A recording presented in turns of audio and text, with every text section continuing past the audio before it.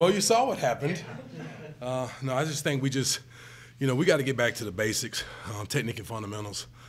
We had over 20 missed tackles, misfit on several runs, and we just didn't play really good football, Clemson football defense.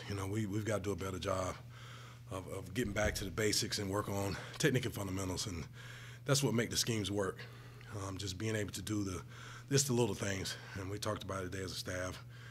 Coach Sweeney challenged us, man, we got to do the little things in order for us to be great, and we can't have missed tackles in no given week. And then you got a team like Syracuse, who's probably got one of the best backs we've seen all year, coming into our house here Saturday. So, and that starts today. Got to get back on it tonight at practice. When you look at Syracuse film, I mean, the quarterback Schrader and Tucker in the backfield, that's a pretty big 1-2 combo right there for them. Yes, man. They're playing some really good football. This Syracuse team is one of the best I've seen. I've always followed them during my years as a pro. Obviously playing Clemson every year. They've given us problems. So they're a really good football team. You mentioned the quarterback, man. He does it all. He can do it all. The running back is, like I said, he's the best back we'll probably see this year. And does a lot of good things. Has great vision, can break tackles, can run them outside, run them inside, and he can catch it out the backfield. So it's going to be a huge challenge for us this week. And so we're going to have to play some really good football and get back to those details that I mentioned earlier, and got to do a good job swarming the ball. And not necessarily called runs, but Garrett Schrader seems like if he feels the least bit of pressure, he will take off and he will go. So how do you kind of, hey, you have to stay in your gap, you have to stay in your spot, but also be, kind of cognizant that he'll take off at any time? Yeah, I think we just got the back end and the rush working together. We just got to make sure we do a good job of trying to contain this guy, keep him in the pocket, and be real coordinated with our rush, and we bring pressure. Got to get home, but he's not going to stand there. Obviously, he's going to try to escape out the pocket, and we got to do a good job trying to get him on the ground, and that just comes with good team defense. But you got to practice that, on a day-to-day basis. It starts today at practice. They got to do a really good job of just rallying to the football, and because those type of quarterbacks and running backs can make you miss, and he does a really good job of that, of evading pressure and getting the ball out quick and making the plays he's supposed to make. And so he's one of the better ones I've seen all year, and so it's going to be a challenge. And it's no surprise that they've been doing really good offensively. It's because of obviously the quarterback and the entire offense is just playing really good football. Coach Sweeney was talking about Wes obviously being a really nice guy, but just being more demanding of the players, and I'm guessing maybe to the staff. I mean, what does it be like as a boss when you guys are trying to work out certain issues? You said, what is Wes like? Yeah. Wes is a quiet storm. He's a little storm. He's not as quiet, but he is constantly making adjustments on the sideline. He challenges our guys every day in meetings, definitely. And I just call him, he's like Rob and I'm big, and so I got his back, and when he's yelling, I'm yelling, so. Obviously, it's a team effort, team sport, man. But as a boss, man, I love working for him. He's done a tremendous job this year, and I think it's as important as our job as position coaches, man, to help him as much as possible and be servants in any way that he needs us to be. And I think we work really well together, and I love working for him. I think he's done a hell of a job this year, and just trying to put our guys in a position to make plays, and just trying to each week, man, just accept the challenge every week. I think we've done a better job of just continue to challenge our players day in and day out, every day and everything that we do, and so that we can get their best ball. And so I think it's important for me and for the rest of our staff and for Wes, man, just be the best versions of ourselves. Be great teachers, be great leaders, and our players will follow. Beyond the missed tackles and misfits, were there times when Florida State was blocking you guys and covering you up more than you would like? Absolutely, man. Those guys got after us. The game of football comes down to one-on-one matchups. And, you can draw it up any way you want, but it's going to come down to you winning your one-on-one matchup, and that's going to be the case every single week. And that's just the game of football. And so there were times, man, where they just matched us up and wanted it more than we wanted it. And that showed up on tape. Up front, on the back end, they made some plays. But, it starts up front. And so, I got to do a better job of challenging our guys. And, I put a lot of, pressure on the guys up front. Hey, man, we got to do a great job of knocking things back, getting off blocks up front, man, and create clear lanes for our running backs for our linebackers to come downhill and make plays. And I just think we didn't do a consistent good job of that, the level of expectation, for me, here at Clemson, I mean, it's high. I want our guys to play at a high level. We just didn't do that consistently versus Florida State.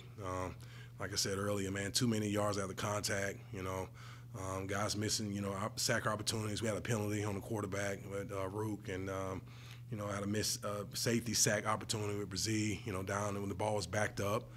We let them get out of there. And so, just got to accept the challenge and got to get guys better. And it starts with me challenging them today in meetings and going out to practice and coaching them hard and getting to do all the little small details that we need to do to be successful. But yeah, you've got to win those one-on-one matchups, and it comes down to technique and fundamentals. And at the end of the day, man, it's just how bad you want it more than your opponent. It starts inside your heart. I'm not the Wizard of Oz or Jesus. Some things you got to be born with. But it's my job to make sure guys are ready. And whatever I did last week, I got to do a better job this week. I just didn't think our guys were consistently ready to go out there and play through 4 quarters and dominate like the expectation of our defensive line should be. So I've got to do a better job with that. It starts with me. So how do you assess the performance of your position group, not only Saturday, but just overall this season? I think we've been on a roller coaster. I think we've had good weeks and bad weeks and good weeks and bad weeks. And, as a group, I'm not just basing that off of, 1 or 2 players. There's some guys that are playing some really good football this year. They mentioned Tyler Davis. He's been really consistent in his performance all year. But at the end of the day, man, we're all in this together. And in order for us to get where we're trying to go, in order for us to, beat a great team like Syracuse on Saturday, man, everybody's got to show up week in and week out. I just think we're just being inconsistent, level of play, man. And we just got to have the eye of the tiger and be able to dominate our opponents. I really feel like our offense, man, has just been really doing a really good job this year, just making plays. And I feel like at times, man, we haven't done a good job defensively of just maximizing the opportunities, man, when we get up on teams, man, to keep them down. We just kind of, let off. And so, man, we just got to work on today at practice, just starting to finish everything that we do. And that's got to be our mindset, moving forward. I know you haven't seen the guys much since Saturday night, but did you get a feeling that they were as upset and bothered by this as you were? Absolutely. They probably knew that, how I expressed that in my emotions on the sidelines, during the game. It just was very disappointing, obviously. And, like I said, I have a high level of expectation for the dudes we have in this room, man. We got some of the best talent in the country. I talked about that in the offseason.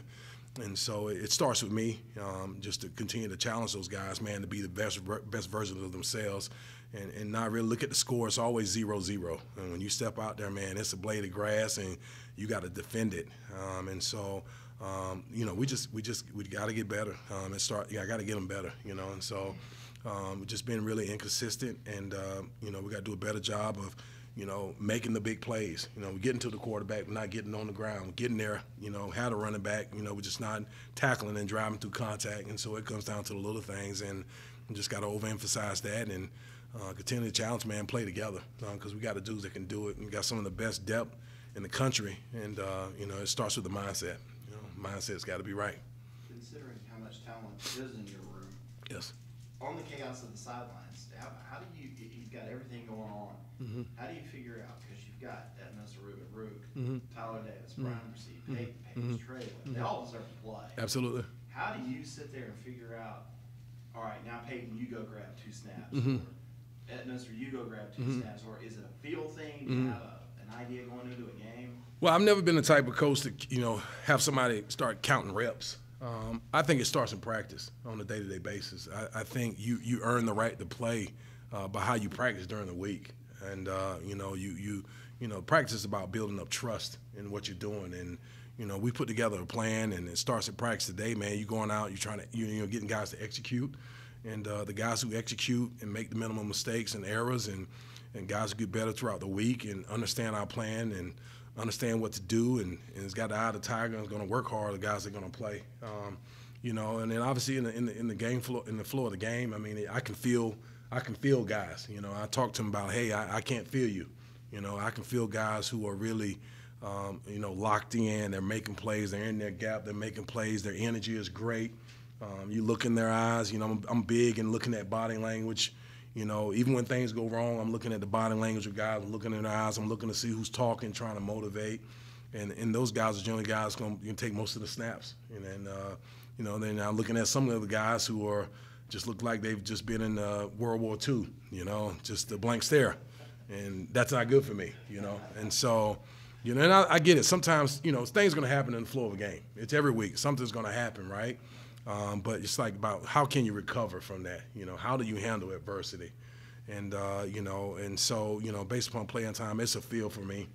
I don't, count the reps, and generally it kind of just plays out. Our best guys take majority of the reps, and then you got the guys who are rotating in. And like you said, man, all of our guys deserve to play. But when you got a lot of talent, man, it's hard. It's not going to be evenly distributed reps. But I think it's just based upon how guys practice throughout the week. What are some of the benefits when you go up against a quarterback like Jordan Travis, knowing in the future guys like Schrader, Cunningham, seeing kind of dynamic quarterbacks in the future? It just really, he's probably one of the better quarterbacks we faced. Up until that point. In terms of scrambling, I just think we faced a lot of quarterbacks